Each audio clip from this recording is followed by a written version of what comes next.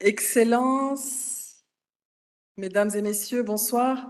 Soyez toutes et tous les bienvenus au Centre international de conférences de Genève.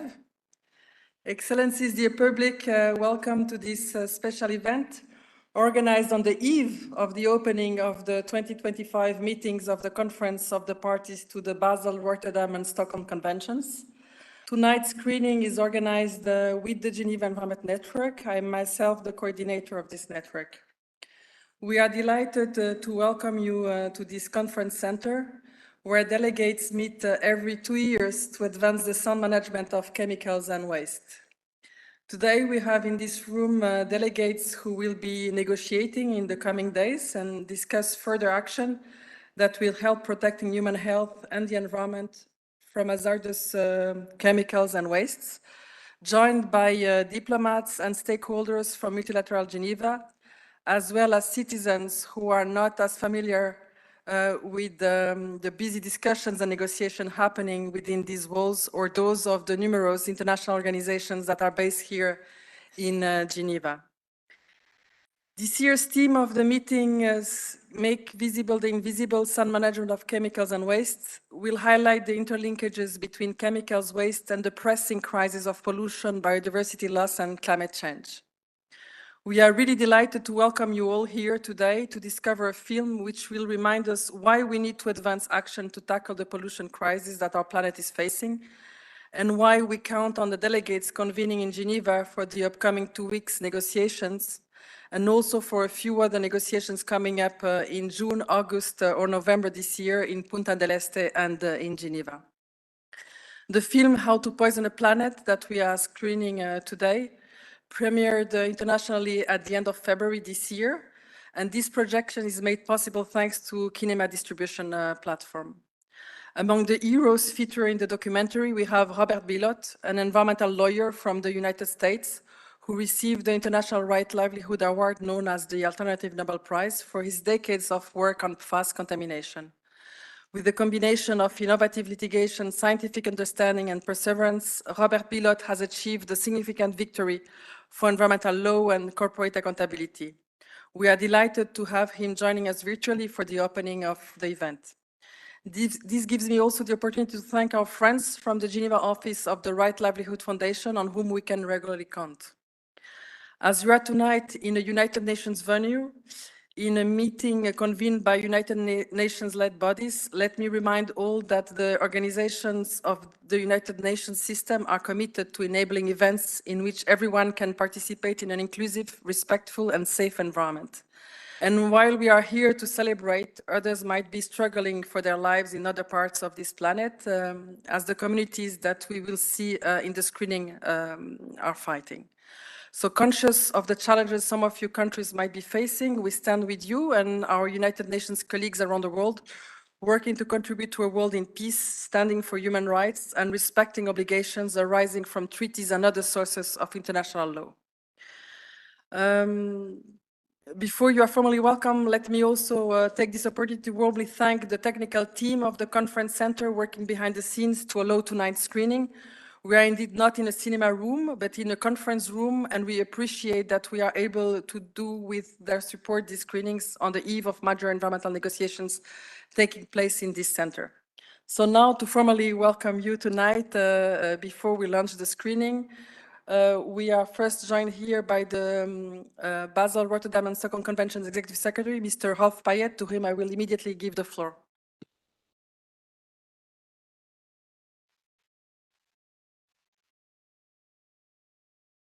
Thank you very much, Diana, and excellencies, delegates, colleagues, friends,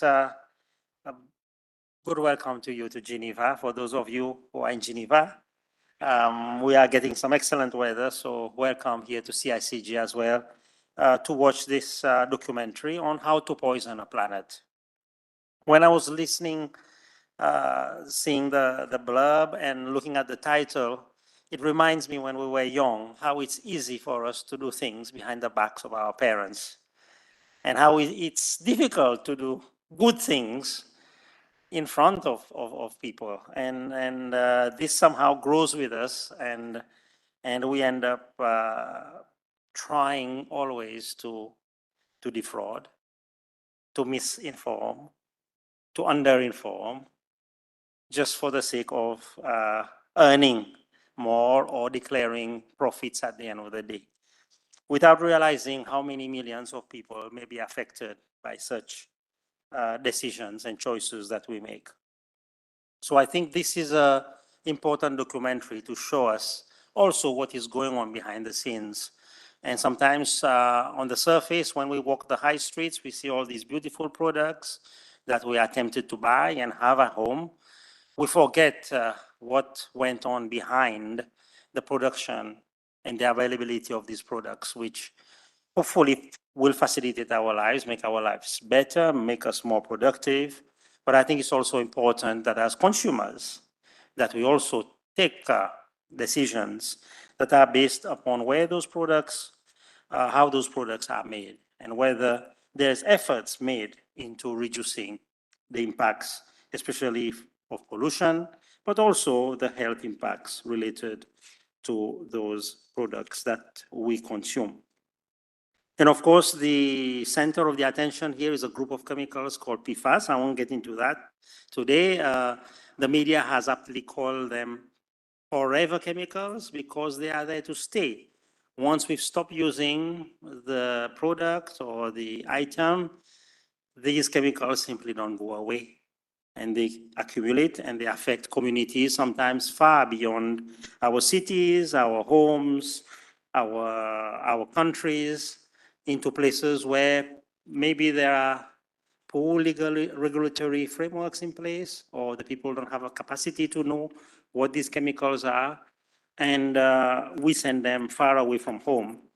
And like I said at the beginning, what we don't know is that those chemicals come back home, not in the products that we have sent to those countries that are poorer or don't have the capacities, but they come back home in the air, in the oceans, in the food that we eat.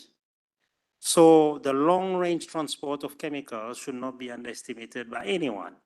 And as we've seen and proven in the case of plastics, for example, that the plastics are now floating around into our atmosphere. Where did they come from? All our homes, all our institutions, all our countries. And though we sent it somewhere very far, it came back to haunt us. And I think this is the message that this documentary, hopefully this evening, will send home, that when we gathered here to negotiate those 3 conventions, we need to connect to those basic understanding that we are doing something which is going to be good for the planet, good for the health, but also good for the economy as well, because as we get better products, cleaner products, healthier products, then we all win.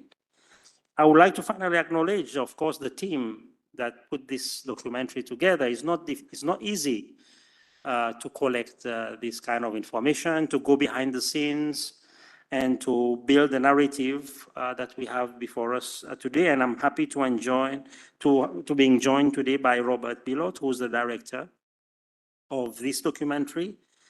It's not only putting it together, but the opposition. People don't want other people to hear this message. People don't want others to know about this. I mean, you all know what I'm talking about. So I'm hoping that this documentary this evening will help to set the stage for the discussions that we have before us this week, but also take the message home. I'm glad I see some young people here with us today. Hello, thank you for coming.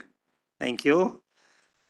Because we need to also share with this young generation that the decisions that they're taking today will also have an impact on them as well. So with those few words, I'm not the actor in the documentary, so I will let you enjoy the documentary. But let's take home some very important lessons from that, knowing that this is happening behind the scenes.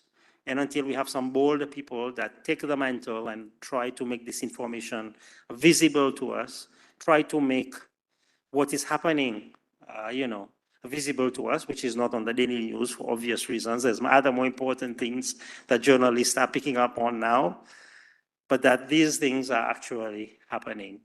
this very second, this very minute. We know that several hundreds of thousand tons are being shipped, whether it's electronic waste, whether it's textiles, whether it's used tires. They're being shipped and they are landing on a port right now or on a beach or being dumped in a mangrove. And just know that we are part of that problem, but we can also be part of the solution. And I invite you all this evening to enjoy the documentary and walk out saying, I want to be part of the solution. And I will make sure that I am part of the solution and influencing decision-making at all levels. Thank you so much.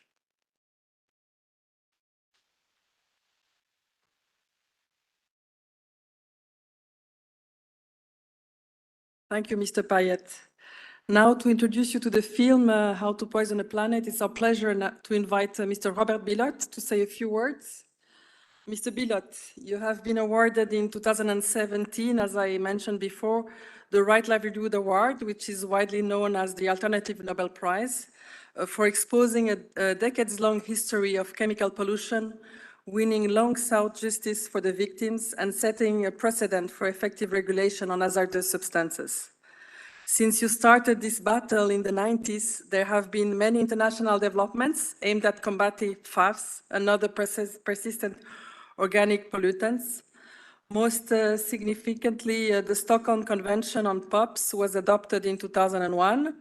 And after you won your legal battle, the convention listed PFOA in 2019 and PFAS, chemicals-related substances, for global elimination in 2022 with no exempted uses.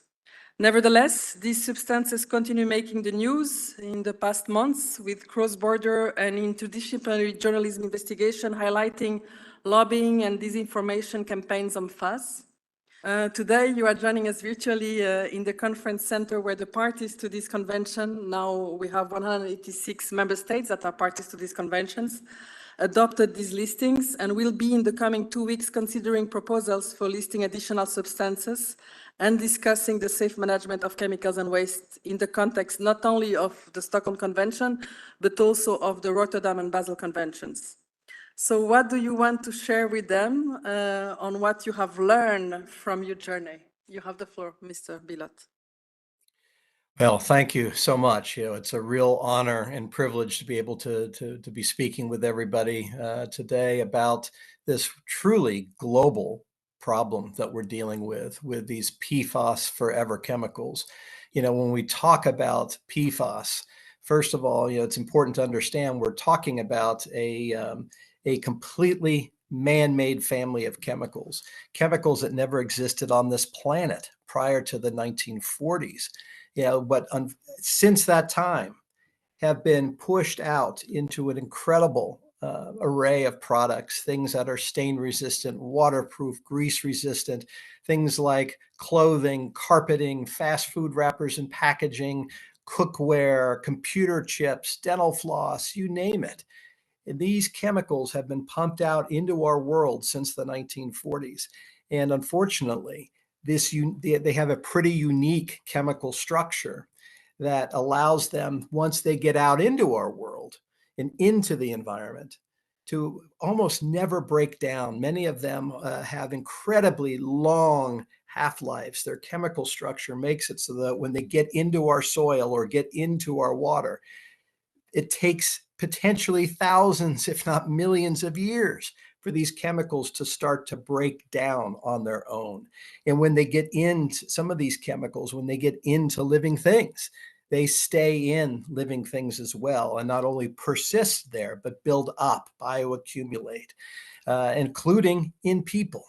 So we're now looking at chemicals that have been pumped into the world in incredible quantities since the 40s, and have now managed to contaminate virtually every aspect of our environment. These chemicals are being found in our soil, in our water, in our air, and most importantly, in our blood. Babies are born pre-polluted with these chemicals. And not only is this massive environmental contamination now finally becoming known, what we're also now all finally becoming aware of is the incredible toxicity and the potential health impact of these chemicals. Some of them in particular have been linked with cancers, with immune system impacts. So we're now looking at an incredible, massive public health threat. And it's not isolated, unfortunately. And as you'll see in this film tonight, this is a problem that is impacting virtually every sector of the planet. You know, these chemicals that really kind of got invented and originated out of the United States have now managed to make their way all over the world. You're seeing these chemicals turning up in water and soil in Europe, in Australia, in Japan, in China, everywhere. And unfortunately, it has taken us a long time to get this story out about these chemicals to the world. You know, the companies that invented these chemicals and that pushed them out into all these products understood how toxic and nasty a lot of these chemicals were going back many decades. But unfortunately, the rest of us really didn't become aware of that until relatively recently. Why? Because unfortunately, a lot of this information was covered up and was withheld for decades. A lot of this information is only now making its way out because of lawsuits and litigation that started in the United States 25, 26 years ago. And it's taken a long time for that story to finally make its way out to the world, including, for example, through films like Dark Waters, which really showed you how DuPont was covering up information about one of these chemicals in particular, PFOA, the chemical used in Teflon, for example. In the documentary, The Devil We Know, that really helped raise public awareness that this was happening and this contamination was occurring. What you'll see today, this latest documentary really shows you how cover-up occurred as well with the 3M company, with a related chemical called PFAS. So it's incredibly important that we share this story and that this information make its way out to the rest of the world, because we are now truly dealing with a global, worldwide environmental threat that is also presenting global, worldwide public health impacts and public health consequences.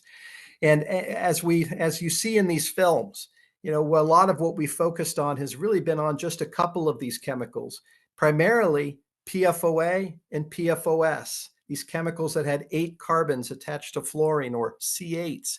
What we've learned, though, in the last couple of years is that's just a couple of what is now, we understand, a massive group of chemicals we now call PFAS, per and polyfluoroalkylated substances, all these man-made chemicals with carbon and fluorine attached. There could be now 14,000 or more of these chemicals. And as we finally got the story out and began regulating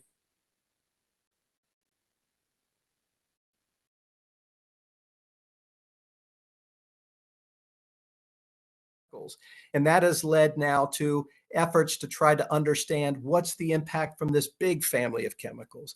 So as you start to hear arguments from folks saying we don't know enough yet about these chemicals, there isn't enough information about that, keep this history in mind that you're going to see tonight, you know, about how much was known about these chemicals going back many years. And hopefully history won't repeat itself with this larger group of chemicals that we're now dealing with. So thank you so much for taking the time to view this film tonight and helping to share this story, because we can all finally, I think, begin to address this global problem. Thank you.